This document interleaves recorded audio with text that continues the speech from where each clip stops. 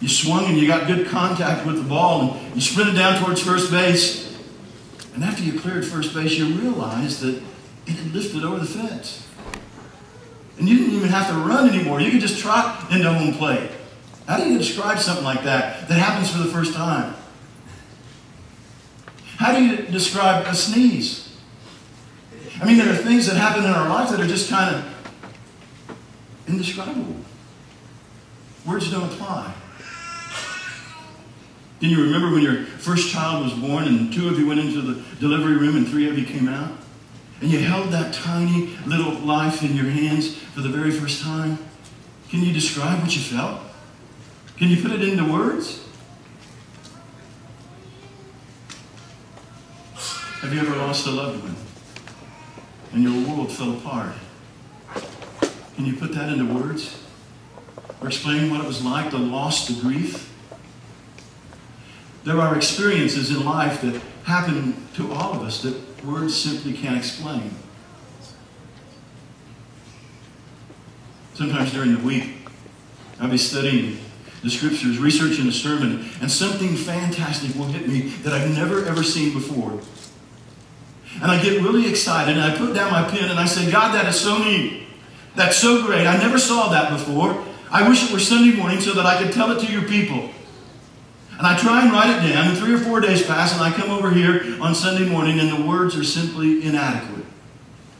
And I think, man, if only I could describe it to you guys with the reality and the aliveness of what I felt in the study.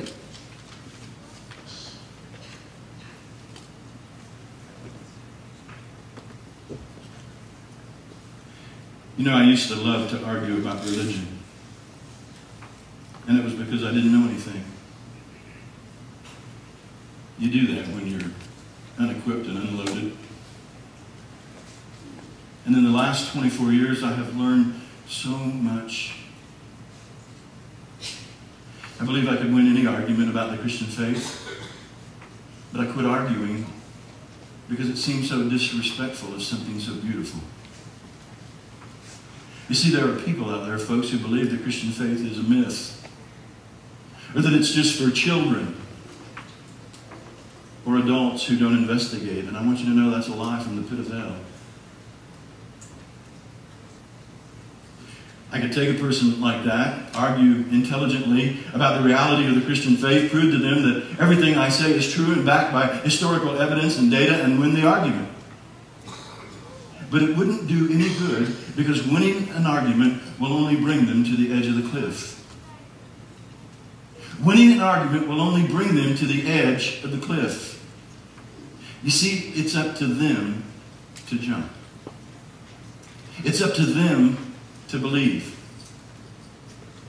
And if they will listen at the edge of the cliff, they will hear the voice of God saying, if you risk, if you'll act on what you've heard and believe, if you will jump, I'll catch you. But until you do, you're never going to know.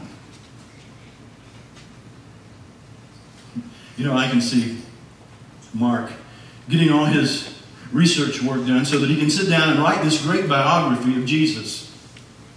He's completed all of these interviews, and then he sits down with the notes at his desk, and he begins to write, and Peter's one of his main sources of information for his gospel.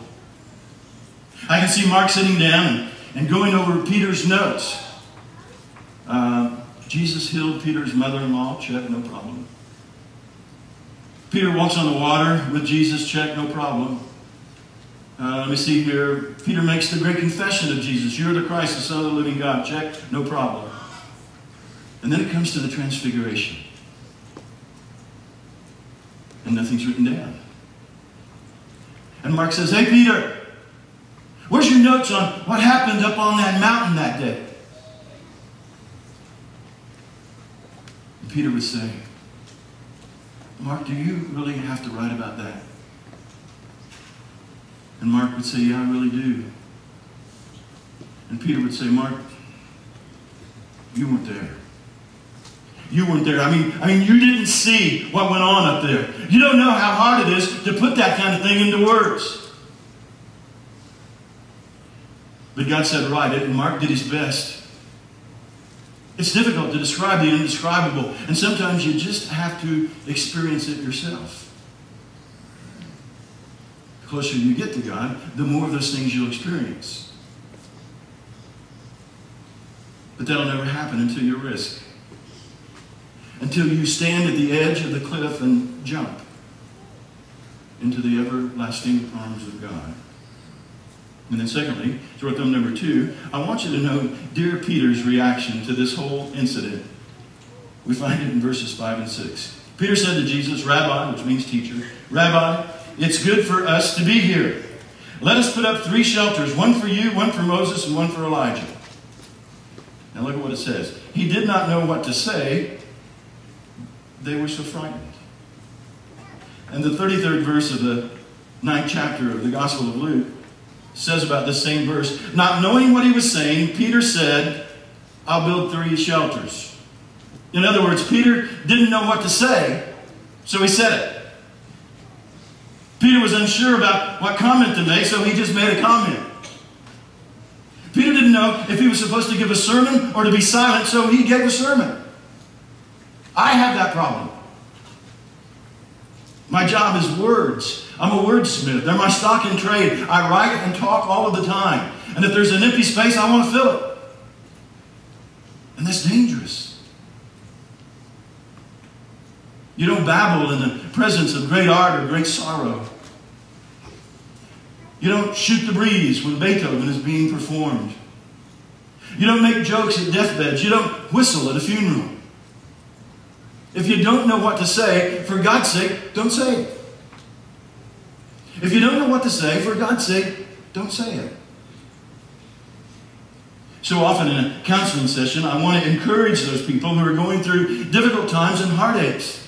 And God's given me that gift of encouragement, and I feel like a cheerleader, and I just want to cheer them on. And sometimes God says, shut up, Bill. Just shut up. They have some important things they need to say. I'm working in their life. You don't have to say a word. Just listen. When our family is going through tragedy, you know the people I remember the most? The people who came and said nothing.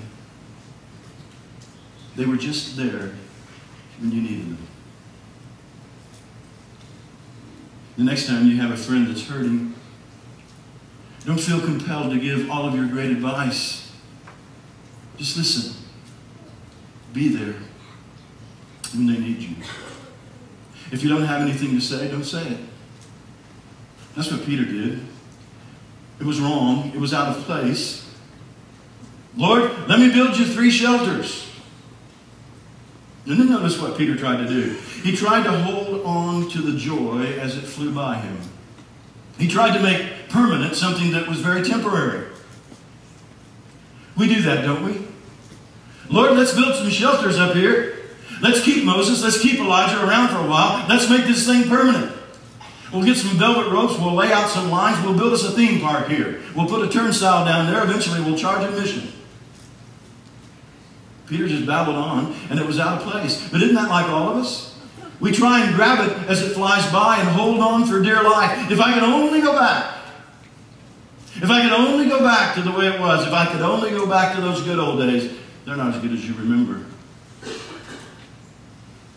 I'll give you a principle. Almost everything that God does is fleeting and serendipitous and only lasts for a little while, and then He does something else. Say it again. Almost everything that God does is fleeting and serendipitous and only lasts for a while, and then He does something else, and if you try and grab it, you'll kill it.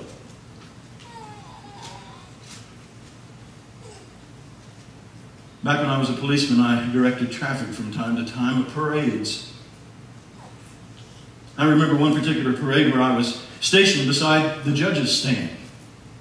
Now that means that every entry in the parade would stop and do their thing in front of the judge's stand. And you know what I learned? I learned that when the parade stops, the fun stops. A parade is meant to move. It's meant to go by with all of its glory. And when it stops, it's dead. Because you see the warts. The girls aren't as pretty when they stop. The music doesn't sound as great. The drums don't all beat together.